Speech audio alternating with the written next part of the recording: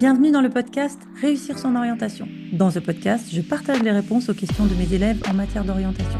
Car s'ils se posent ces questions, tu te les poses sûrement aussi.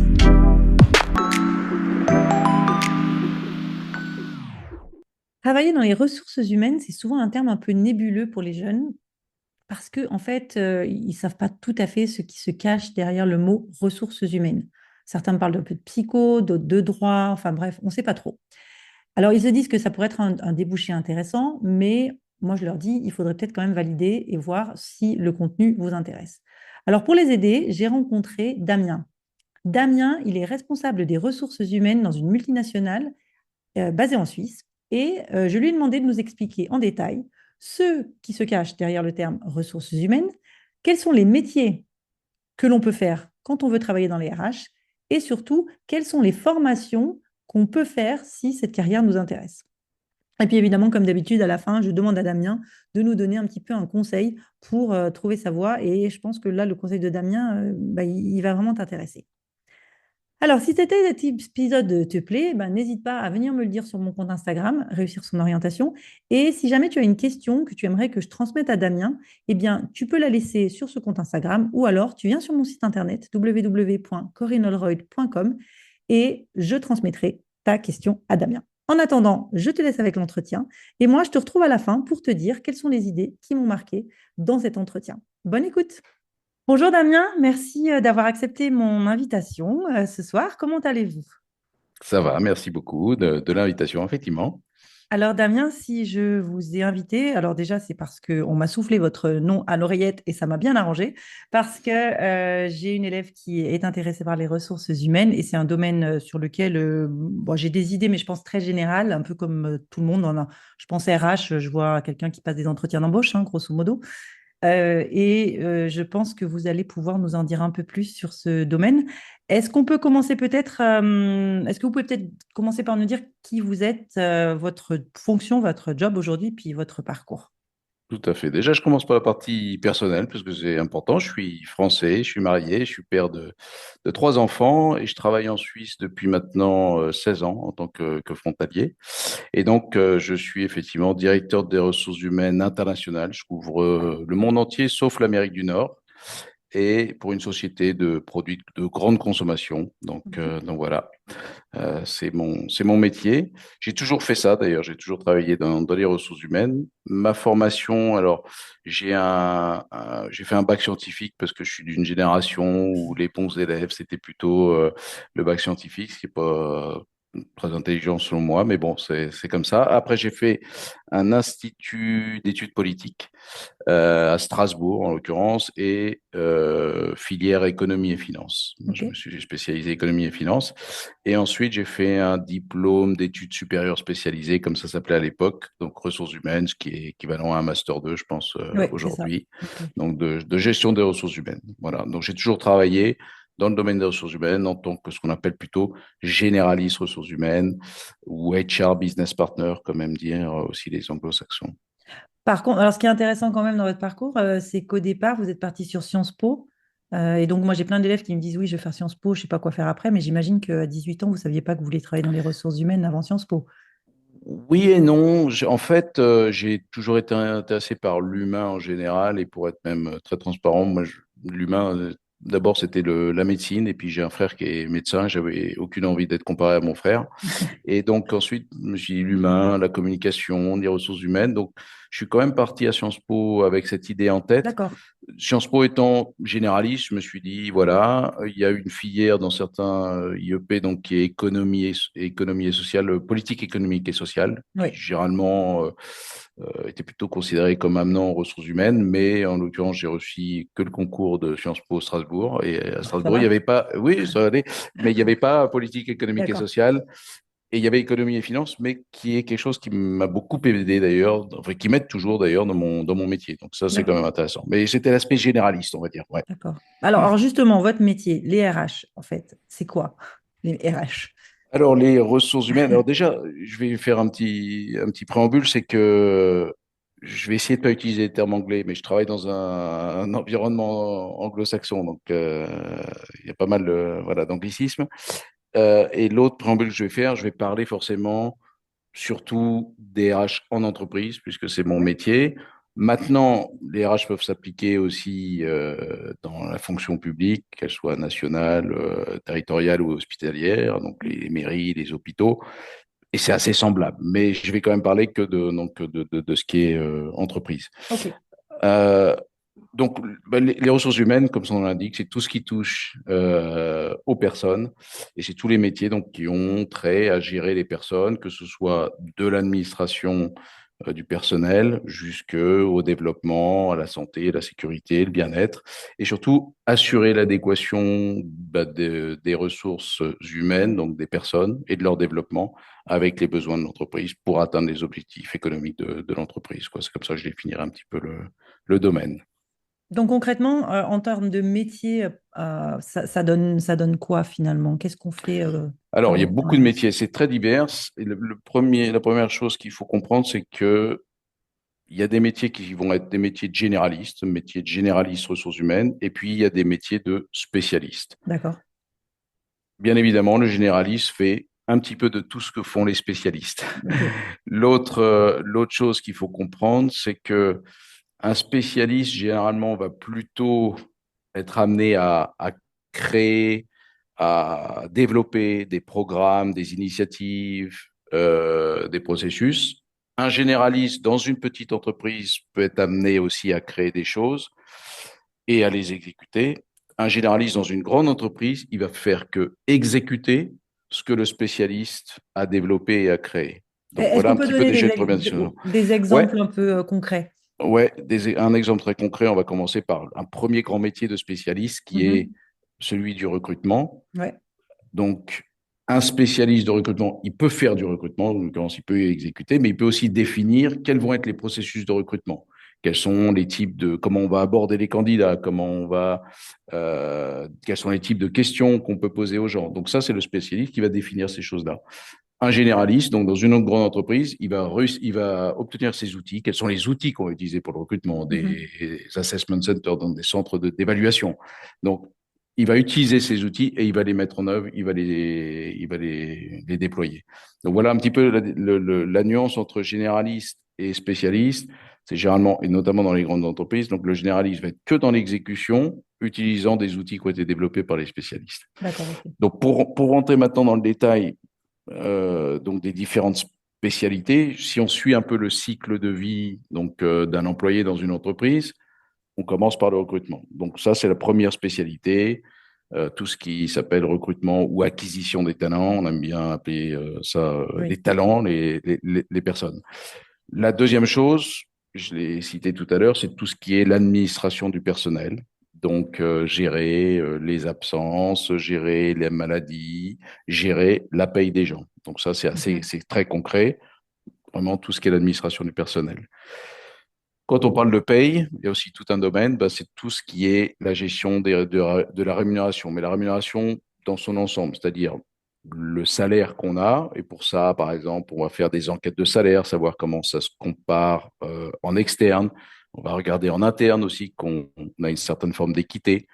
On va définir des liens entre les salaires et puis la performance. Ça va être aussi les bonus. Ça va être même souvent dans ces domaines-là qu'on va aussi regarder tout ce qui est avantages sociaux, Ouais. forcément, donc les retraites, les mutuelles, etc. Et puis, dans les très grandes entreprises, c'est aussi dans ce domaine-là qu'on va mettre tout ce qui est mobilité internationale, la gestion de la mobilité internationale, donc les expatriés, quoi. Donc ça, c'est le troisième, premier recrutement. Ensuite, on gère le personnel. Ensuite, on s'occupe de s'assurer que la paye est à la fois compétitive externellement et équitable en interne. Le Mhm. quatrième domaine, c'est tout ce qui est, on va appeler la gestion de la performance et le développement des compétences. Donc D'accord. la Formation. formation, Mhm. développer les compétences des gens. Et puis le dernier que je citerai, c'est toutes les relations sociales et les relations avec les employés.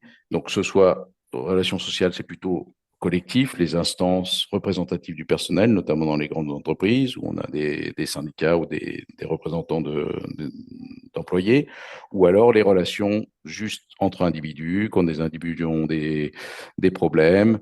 Et souvent, derrière, il y a toute la partie qui est appuyé par le droit ou le règlement interne. Est-ce qu'on respecte le règlement interne? Est-ce qu'on respecte le droit dans les deux cas?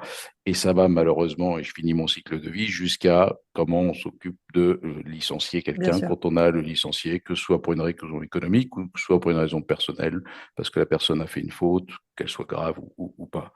Et puis il y a deux autres spécialités que je vais citer, qui sont souvent attachés aux ressources humaines, mais qui sont vraiment très spécifiques. La première, c'est toute la gestion de tout ce qui est diversité et inclusion dans l'entreprise, de plus en Mhm. plus important, au moins en Europe. Oui. J'avoue qu'en Amérique du Nord, c'est un petit peu en Oui. retrait en ce moment, ces choses-là. Et la deuxième chose, c'est tout ce qui est santé, sécurité, bien-être au travail, notamment dans les industries, extrêmement important, mais pas que dans les industries, dans les bureaux aussi, l'ergonomie, etc. Donc, c'est vraiment s'occuper de s'assurer comment enfin, ouais, tout ce qui concerne santé et sécurité et bien-être. Donc voilà, donc ça, c'est toutes les spécialités. Vous pouvez travailler que dans une de ces spécialités ou alors être un généraliste et là, vous allez toucher à tout. Un généraliste, il va faire du recrutement, il peut s'occuper de la paye, il peut s'occuper de développer les compétences, il peut s'occuper des relations sociales.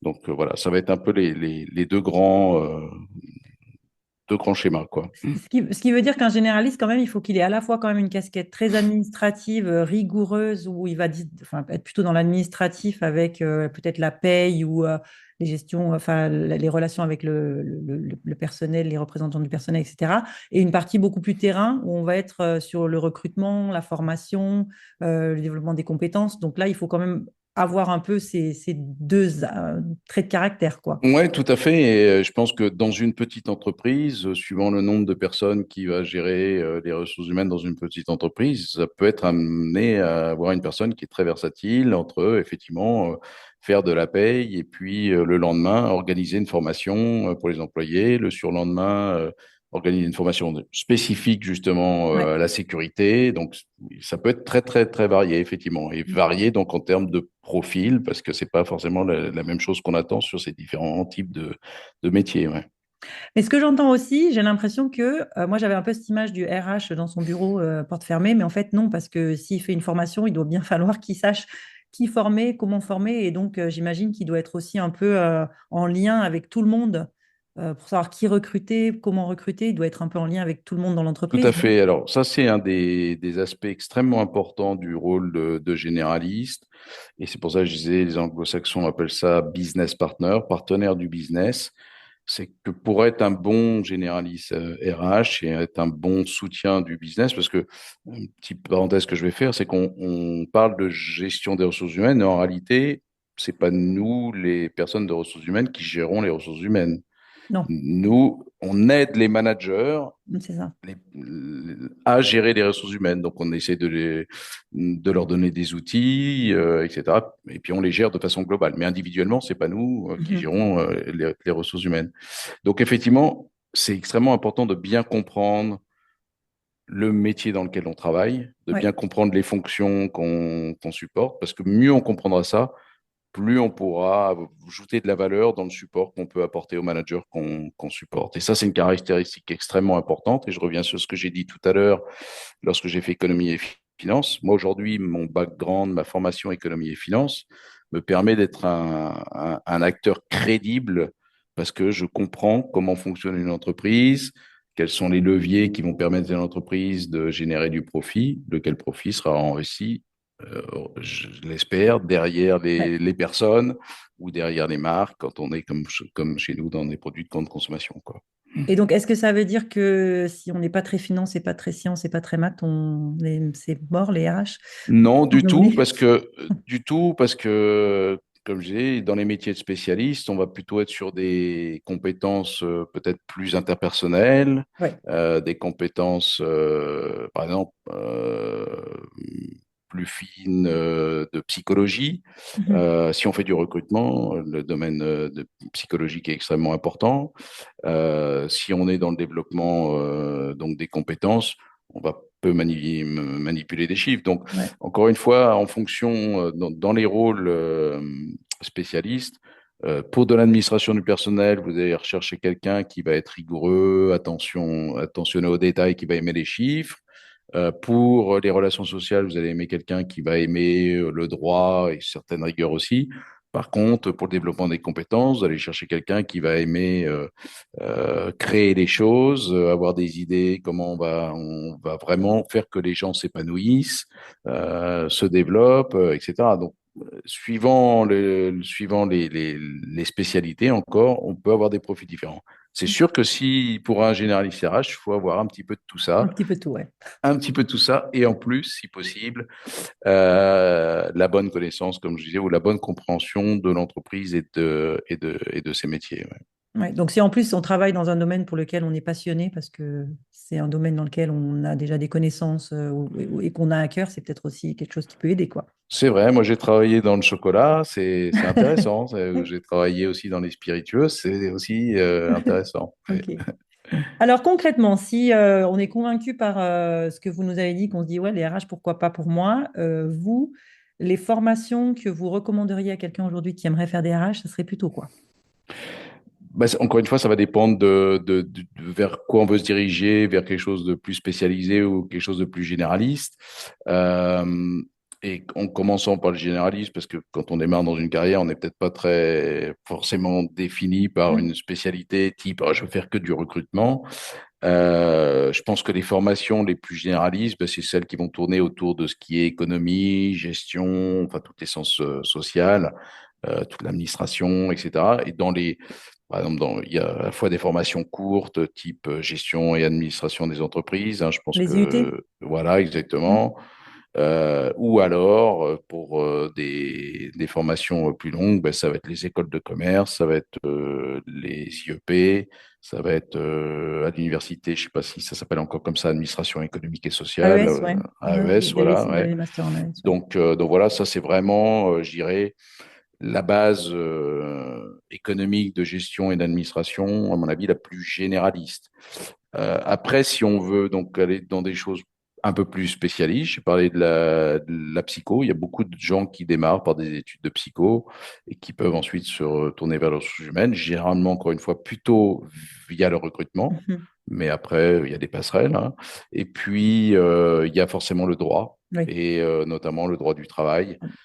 Parce que, encore une fois, les relations de travail, elles sont, qu'elles soient les relations de travail individuelles ou encore une fois les relations de travail collectives, donc avec des institutions représentatives, elles sont extrêmement cadrées par le droit du travail.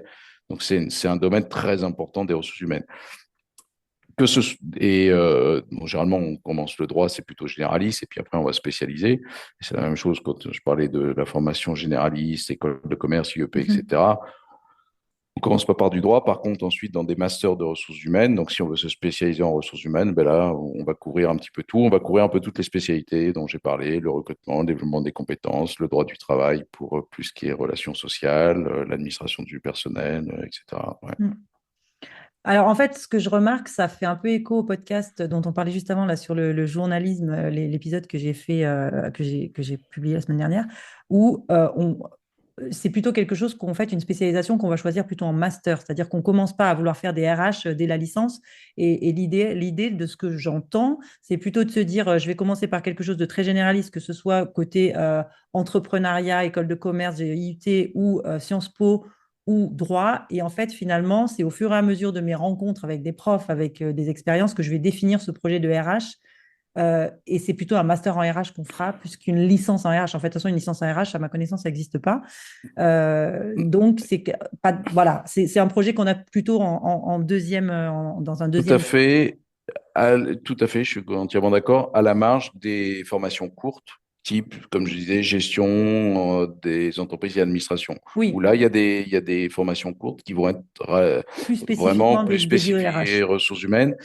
Je connais pas exactement le détail de ces formations, mais j'imagine qu'elles sont plus focalisées sur la partie un peu plus administration du personnel, paye, vraiment Oui. gestion administration. Alors, de Voilà. toute façon, en IUT, maintenant, c'est sur 3 ans, donc ça serait plutôt sur la dernière année. Et c'est vrai que peut-être qu'un IUT comme l'IUT GEA ou l'IUT GACO, qui est plutôt gestion, plutôt générale aussi. On retrouvera peut-être aussi une partie plutôt RH sur des formations plus courtes aussi. OK. Alors, la dernière question que j'avais, c'était sur l'avenir, quoi. Parce que moi, c'est vrai que j'ai plein d'élèves et de parents là, qui me disent qu'ils veulent absolument un domaine porteur pour orienter leurs enfants. Est-ce que pour vous, travailler dans les RH demain, il y a de l'avenir? Est-ce qu'avec l'IA, c'est un domaine qui va être menacé? Qu'est-ce que vous en pensez du futur des RH? Ouais, moi je pense que c'est porteur pour deux principales raisons. Déjà, les RH existent dans toutes les entreprises, que je Oui, parlais des petites et des grandes.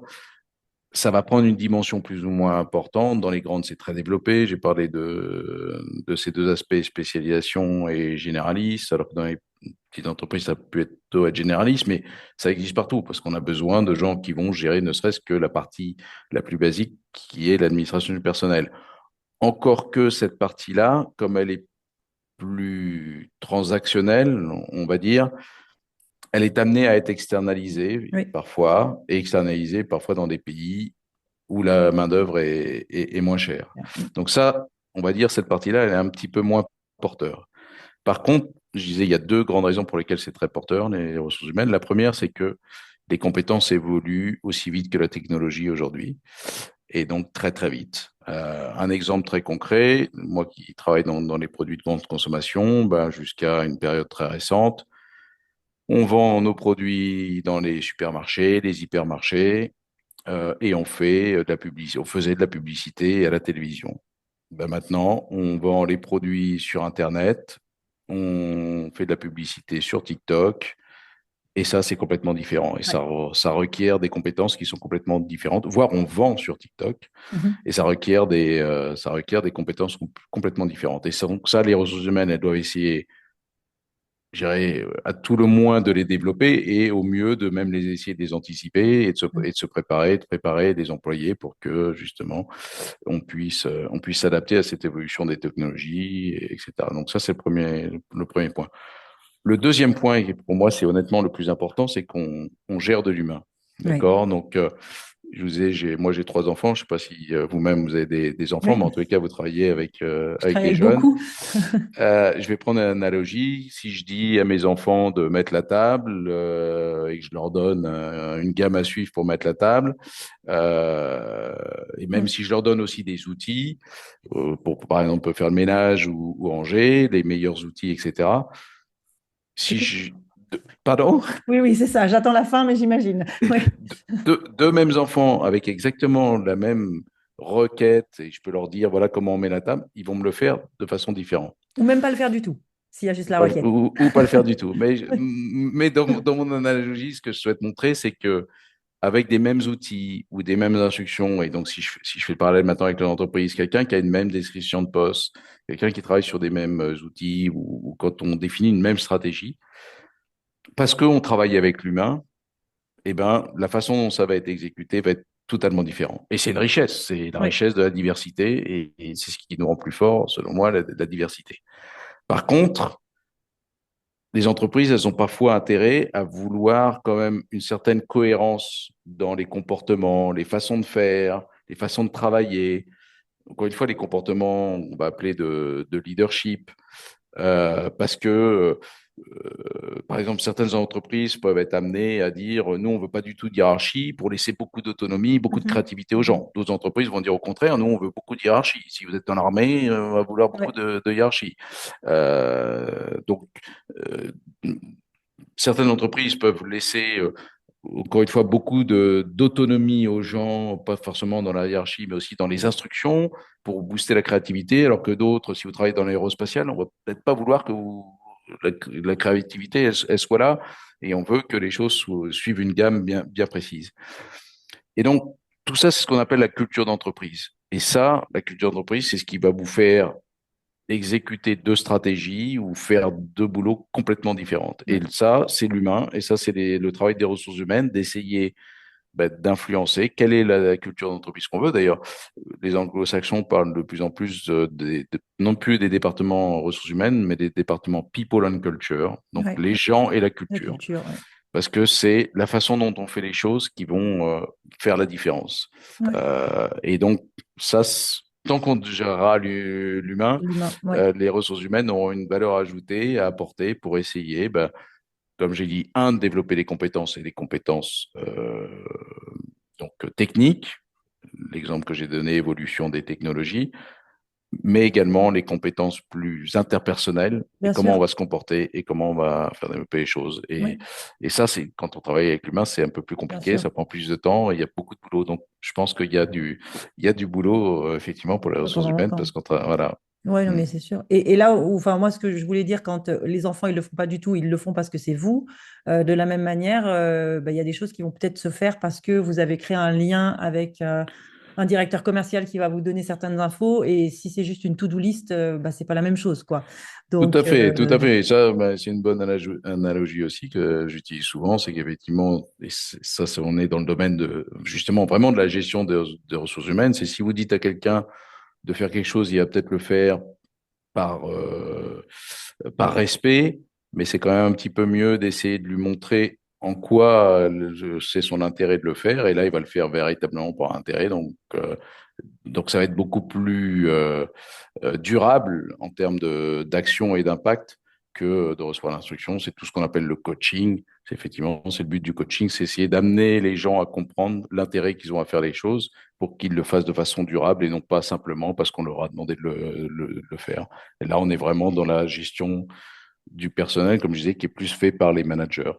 Et c'est vrai que nous, encore une fois, en tant que ressources humaines, on essaye de développer les managers à cette compréhension, d'autant que, encore une fois, toute personne est différente et qu'il y a des gens que vous allez pouvoir approcher d'une façon et d'autres personnes, il va falloir approcher d'une façon totalement différente. Et c'est très, exactement. très difficile quand on a ses propres schémas de pensée. On a tendance à approcher les gens en fonction de qui on est, en fonction de nos propres schémas de pensée, essayer de les approcher d'une autre façon, c'est très difficile. Mm. C'est clair. On apprend tous les jours. On a tous les jours, tant mieux. C'est Mm, triste, mm, sinon. Alors, on conclut avec la question que je pose régulièrement enfin, à mes invités. C'est, bon, en plus, vous avez des enfants, donc ça tombe très bien. Quel est le conseil que vous donneriez aujourd'hui à un jeune qui vous dirait, je ne sais pas quoi faire plus tard, je sais pas, voilà, qu'est-ce que tu me conseilles de faire? Comment trouver ma voie? mm. Pour la chose, c'est leur dire d'écouter les podcasts de Corinne Non, Roy. non, mais c'est gentil. Merci beaucoup. Non, mais blague à part, je pense qu'il faut être curieux. C'est la curiosité, c'est aller parler à des gens. Aujourd'hui, dans nos bureaux, on avait en Suisse, ils ont la journée osés métiers, ils appellent ça, et Ah en oui, France, on a pareil, oui, oui. Il y a c'est plein de les petits trois jeunes jours partout. de stage Oui, qui permettent un peu de découvrir les choses, hein. Et voilà, être curieux, essayer de se demander comment les choses fonctionnent, si on est plus attiré ben, par la médecine, essayer de voir avec un médecin comment ça va, ou si on est intéressé par l'entreprise, essayer de voir comment ça fonctionne. Et d'un point de vue, d'un point de vue d'abord formation, si on ne sait pas trop, justement, quand même, au moins essayer de définir quels sont les grands domaines et d'aller vers des formations plus généralistes, notamment si on va si on est prêt à faire des formations plus longues. Je pense que comme l'exemple qu'on donnait tout à l'heure, partir vers des écoles de commerce, etc., ça peut vous ouvrir beaucoup de portes dans le monde de l'entreprise, que ce soit la finance, la supply chain, le marketing, la communication, les ressources humaines, donc beaucoup. Donc, à mon avis, si on n'a pas peur des études longues, partir sur ces domaines un peu généralistes, on ne peut pas se tromper. c'est très enrichissant et voilà, Ouais, on peut pas se tromper. Mais après, je reviens sur la curiosité, les échanges, etc. Je pense que c'est le travail. Travailler, quand on est jeune, à partir de 16, 17 ans, et essayer donc d'aller plutôt vers un domaine qu'on veut, parce que c'est ça qui permet de découvrir, donc si c'est l'entreprise, d'autres métiers de l'entreprise. Et puis surtout, c'est aussi super important pour muscler son CV ouais, pour le futur, parce que à la fin, pour moi, ce qui compte, c'est pas tant les études qu'on a fait, mais c'est vraiment les expériences qu'on a l'expérience qu'on eues. a eue. Et quand on travaille, quand on cherche un premier emploi, un recruteur, c'est ce qu'il va regarder, c'est si vous avez travaillé pour financer vos études et que vous avez été amené à passer des coups de fil, à convaincre, ainsi, ben les recruteurs ils vont voir ça plutôt que vous avez eu une très bonne note à votre Ouais, diplôme de fin d'année, quoi. ouais, Donc, c'est vrai. je pense que le travail, ça permet de, de, de mieux sentir les choses, donc soit des stages ou des jobs d'été, hein, ça peut être Et des bien jobs sûr. d'été, mieux sentir les choses. Et ça permet surtout de bien muscler son CV, ce qui est important après quand on recherche du Ouais. travail, quoi. Merci de le redire. Je crois qu'on est tellement focus sur les notes là. En plus, nous, on va rentrer dans Parcoursup et donc on a cette obsession. Mais je pense que c'est très, très bien de prendre du recul. Alors, il faut les deux, hein. C'est un mal un peu français, hein. Je pense que moi qui travaille à l'international, il y a pas cette, j'allais dire, cette culture du diplôme qu'on a en France. Je pense que petit à petit, comme on s'internationalise, on va y en revenir, mais on parle des grandes écoles, etc. On est Mhm. très élitiste en France, alors qu'à la fin du jour, ce qui compte, c'est l'expérience des gens. Et il y a plein de gens qui n'ont pas fait d'études et qui travaillent très, très, très bien, et c'est heureusement. Et Donc heureusement, voilà. tout à Ouais. fait. Damien, merci beaucoup. Je pense que là, maintenant, on a tous compris ce qu'étaient les ressources humaines et en Ben, plus aussi comment j'espère. y arriver. Non, mais c'était super, vraiment très, très intéressant. Si jamais je travaille avec des jeunes ou il y a des personnes qui nous écoutent qui ont des questions, est-ce que je peux vous les faire passer? Ah, bien volontiers. Eh Moi, bien, avec plaisir. les gens qui recherchent du travail ou les gens qui recherchent des études, je leur dis toujours, vous pouvez m'appeler, je donne une heure quel soir. Quand généralement je rentre chez moi, j'ai une demi-heure à trois quarts d'heure de voiture, donc Ah oui, ça me bah gêne voilà, pas du parfait. tout. OK. Et Eh voilà, ben, je je ferai suis toujours. l'intermédiaire avec plaisir alors. Super. Ouais, pas de Eh souci. ben, merci beaucoup et à une prochaine fois. Merci Au Corinne, à revoir. bientôt, au Au revoir. revoir. Alors, je remercie encore une fois vraiment Damien pour toutes ces informations qui étaient extrêmement claires, un programme très structuré. Et je crois que c'est quand même plus simple de voir vraiment ce que c'est maintenant les ressources humaines. Alors, voilà les idées que je retiens.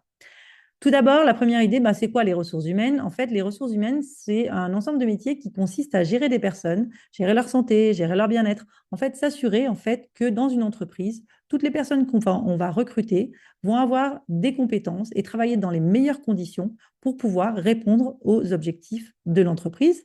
Et puis que ces personnes, ces salariés, puissent en fait se développer de manière en fait à ce que leurs objectifs personnels et puis bah, les objectifs de l'entreprise aillent en fait dans le même sens. Et ce qui est intéressant avec les ressources humaines, c'est qu'en fait, on en retrouve dès qu'il y a de l'humain, c'est-à-dire absolument partout, dans les entreprises, dans les administrations, la fonction publique, partout. Alors là, on a un peu plus mis le focus sur l'entreprise, puisque c'est le domaine que Damien connaît. La deuxième idée, c'est qu'il y a en fait deux grandes familles de métiers dans les RH. Il y a les métiers qu'on va dire généralistes et les métiers plutôt spécialistes. Alors, on va commencer par les spécialistes, puisque dans les spécialistes, on va retrouver différentes fonctions. On va d'abord avoir les spécialistes du recrutement, alors qu'on appelle parfois acquisition de talent.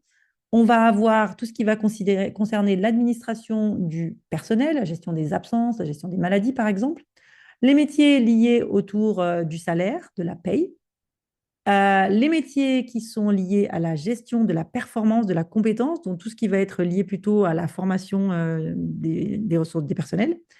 Les métiers des relations sociales, donc où on va travailler plutôt avec les représentants du personnel, on va travailler sur la gestion des conflits et puis parfois malheureusement sur les licenciements.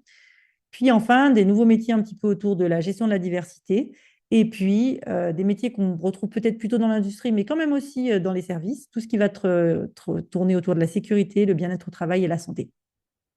Et donc, le spécialiste, lui, il va travailler sur un de ces domaines spécifiques. Et comme le dit Damien, son objectif, c'est vraiment de développer des programmes, mettre en place des processus. Alors, c'est vrai que ces spécialistes, on va plutôt les retrouver dans les grandes entreprises ou parfois, on va aussi les retrouver entre ce qu'on va appeler entre guillemets des sous-traitants. C'est-à-dire que bah, les entreprises, parfois, c'est pas elles qui vont s'occuper de la paye, elles vont le faire faire par une entreprise spécialiste de la gestion de la paie. Ou, par exemple, le recrutement, bah, elles ne vont pas le faire et elles vont demander à un cabinet de recrutement de faire ce travail-là. Alors, c'est vrai que selon Damien, les spécialistes, ils ont des compétences beaucoup plus techniques, beaucoup plus fines. Par exemple, dans le recrutement, on va être plutôt formé en psychologie. Dans les relations sociales, on va être formé sur le droit social, le droit du travail. Et puis, quand on va travailler sur la formation, les compétences, bah là, on va plutôt être dans un domaine plus créatif, un domaine plutôt de conception.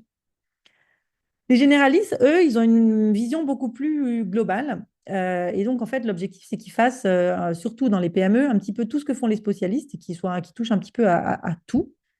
Et dans les grandes entreprises, alors non, eux, ils vont pas forcément. Bon, alors il faut qu'ils touchent à tout et qu'ils comprennent tout, mais surtout leur objectif, c'est de mettre en place toutes les stratégies qui ont été définies par les spécialistes et surtout de bien comprendre en fait et d'avoir une vision un peu à 360 sur cette grosse entreprise pour essayer de faire en sorte ben, que tout le monde avance un peu dans la même direction. Et donc, bah, de facto, et ça, j'en arrive donc à ma troisième idée, bah, forcément, les formations des généralistes et les formations des spécialistes, bah, ce n'est pas les mêmes. Alors, les généralistes, comme ils sont généralistes, ils ont souvent des formations plus globales. Donc, ils vont faire des formations donc, en éco, en gestion, peut-être, alors Damien nous a parlé, enfin, toutes les sciences sociales en général. Damien, il nous a parlé des formations courtes comme l'IUT GEA, j'ai rajouté l'IUT GACO, j'aurais pu aussi parler du BTS SAM, support à l'action managériale, par exemple. Mais il y a aussi les formations en école de commerce, les IEP, puisque c'est son parcours, les licences AES. Et puis là, par contre, pour les spécialistes, comme on est dans des compétences un peu plus fines, ben, on va pouvoir faire, en fonction de ton appétence, ben, une licence de psychologie, des licences de droit, enfin, pardon, des masters peut-être de psychologie ou des masters en droit du travail. Puis si on veut travailler dans la paie, ben, peut-être plutôt des masters en gestion. Parce que, à ma connaissance, en tous les cas, il n'y a pas de licence des ressources humaines, c'est plutôt des masters. C'est un peu ce qu'on avait dit déjà dans l'épisode 67 dans le journalisme. On n'a pas de licence de journalisme hormis l'IUT peut-être Infocom, mais c'est plutôt une spécialisation, les RH comme le journaliste, qu'on développe en master, surtout pour les fonctions généralistes, ou alors dans des formations courtes. La troisième idée, c'est que les RH, selon Damien, bah, c'est porteur. Alors pourquoi c'est porteur? Parce que les entreprises, aujourd'hui, et encore pendant longtemps, on espère en tous les cas, elles vont travailler avec de l'humain, et donc ces humains, bah, il va falloir les gérer.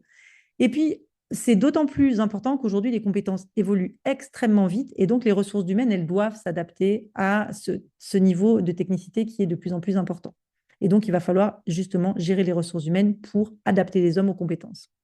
Et puis la seconde raison, c'est qu'en fait, les RH, comme elles travaillent avec de l'humain, eh ben, elles doivent faire en sorte que tous les hommes travaillent dans une cohérence autour d'une même culture d'entreprise pour en fait pouvoir travailler ensemble sur un même projet.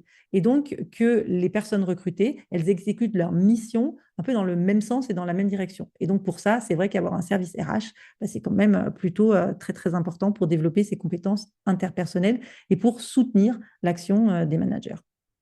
Alors, le dernier point dont Damien nous a parlé, ce sont ses conseils.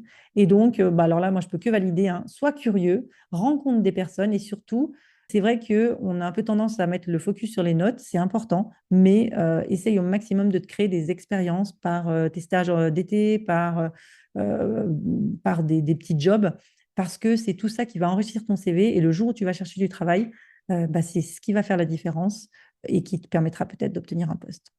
Voilà, écoute, j'espère que cet épisode t'a plu, qu'il a répondu à toutes tes questions sur les ressources humaines. Si tu en as d'autres, tu les mets en commentaire de cet épisode si tu écoutes sur Spotify. Sinon, comme je te l'ai dit au début, tu m'écris sur Instagram. Et puis, je transmets les questions à Damien. Et puis voilà, pour me faire plaisir, tu peux toujours même mettre 5 étoiles, j'aime bien. Et puis, me mettre un petit commentaire, m'envoyer un mail. Enfin, tout ça, ça me fait plaisir. Et puis, ça m'encourage à continuer. Voilà, et ben, je te dis à très vite pour un prochain épisode.